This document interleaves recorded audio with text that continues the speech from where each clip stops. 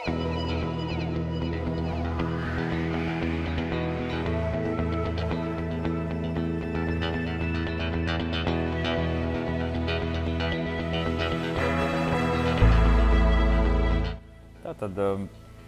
mēs bieži sastopamies ar dažādām gan ceļu traumām, gan ceļu problēmām, jo varbūt pusauģu gadā mums attīstās ozgudu saucamā šlatera slimība, kas jauniešiem, ka viņi strauji aug, viņiem cīpslis atraujās no kauliņa nost. Sportojot, mēs pagriežam, sastiepjam, varbūt mums ir tikai sastiepumi, muskuļu disbalans, vai varbūt kāds saites plēsts, varbūt mums ir pietūkus ceļa locītavu. Tad ar šīm pašām saitēm un labām anatomijas zināšanām un zināšanām par teipošanas metodi mēs varam ļoti efektīvi palīdzēt šai lietai. Sākumā mums ir jāatzīmē ceļa kauliņa atrašanās vieta, lai mēs zinām, kur viņš ir. Tad, ja mēs mākam noteikt apmēram muskuļu tonusu un pagarinājumu vai saīsinājumu, mēs varam notestēt tās speciālas fizioterapeita metodes, ar kurām var noteikt. Tad es jau noteicu, ka šis muskuls ir lielāks tonusā, šis mums ir mazāks tonus ar mīnus, viņš ir plusiņš, un mēs varam sākt teipošanas metodi. Nomēram atkal garumu muskuļu iestiepumā, tā būsim gatavi. Mums vajadzēs divus tādus gabalus. Šīs pirmās divas lentes, kuras es līmēšu, ir pielietojums gan pie ūdeņiem, kas ir celī, gan kaut kādām sāpēm apkārt ceļa bļodiņai. Un visbiežāk un plašāk tiek izmantots jauniem sportistiem, jauniem puišiem, retāk meitenēm, kam ir šī jaunības slimība, ko sauc par ozgudu šlāteris. Tos pat es apmācu vai nu trenerim, vai nu mammu vai tētis līmē, vai nu viņš ir jau lielāks, pats vairāk saprot, pats viņš var uzlīmēt vienmēr pirms treniņiem vai mačiem. Un tādā veidā novērst šīs slimības problēmas radušās. Un šeit mums izveidojās, mēs griežam teipu, lai mēs varam apiet apkārt ceļa kauliņam.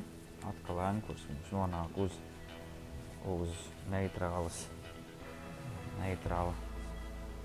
salieta ceļa līdz ceļa kauliņa. Tad mēs veicam iestiepumu. Un no 80 līdz 100% par to, kā mums ir iezīmēts tas ceļa kauliņš, kur viņš atrodas, iet līdz kur muskulis beidzās, un atkal galvas mums jāpielīmē brīvi uz iztaisnām kāju.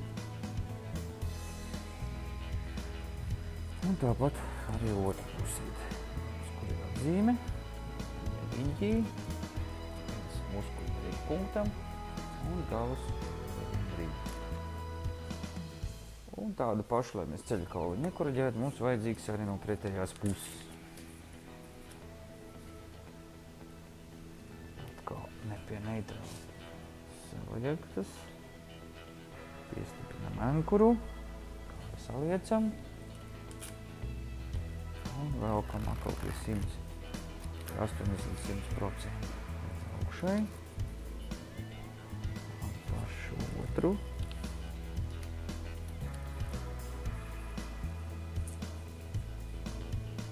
Un galvas uz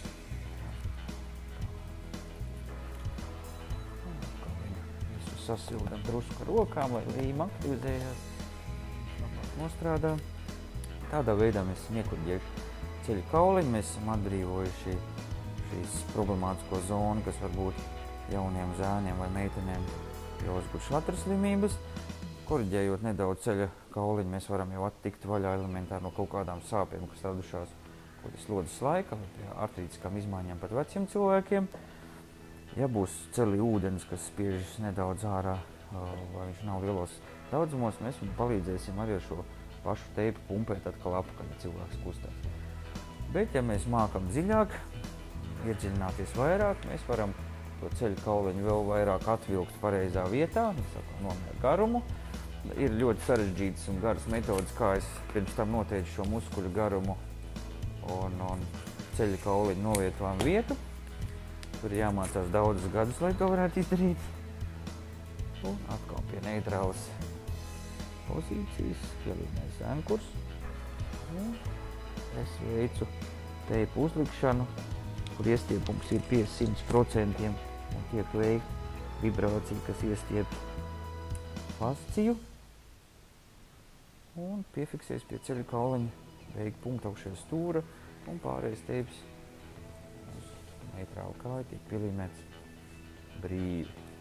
Tādā veidā vēl ar šī teipa spēku mēs varam nobīdīt ceļa kauliņu tā, kā viņam anatomiski pareizi būtu jābūt. Plus iepriekš noteiktos muskuļus, kas ir pagarinājušies vai saīsniejušies, kam ir radies muskuļu disbalans, es atkal ņemu viņu garumus.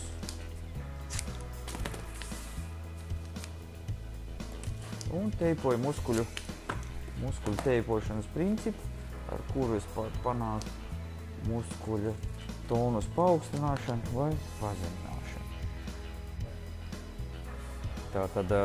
Un tad mēs varam vai nu tonizēt, vai noņemt šo muskuļu tonusu. Cik es ar sarežģītiem izmeklēšanas metodēm noteicu, kurš ir tonusā, kurš nav tonusā. Tātad šis muskulīts mums ir tonusā, viņam vajag tonus noņemt. Atkal stiprinām ankuru brīvi, drusciņ man uz priekšu. Mums ir vajadzīgs iestiepums lielāks tieši šajā muskulītim. Un te ar vieglu procentu iestiepumu, muskulu tehnikas iestiepumiņu mēs panākam teipu uzlīmēšanu.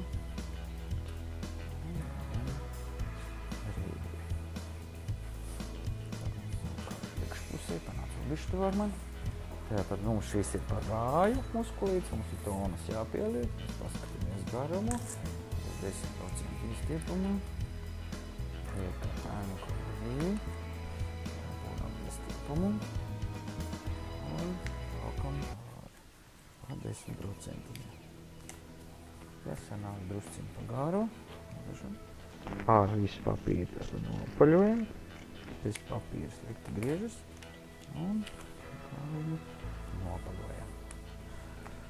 Tālūk, celīts ir sagatavots gan ar muskuļu tonizāciju, detonizāciju, un ceļa kauliņš ir ievirzīts pareizā vietā, un mēs varam tādā veidā novērst daudz visādas problēmas, kas saistītas ar ceļu.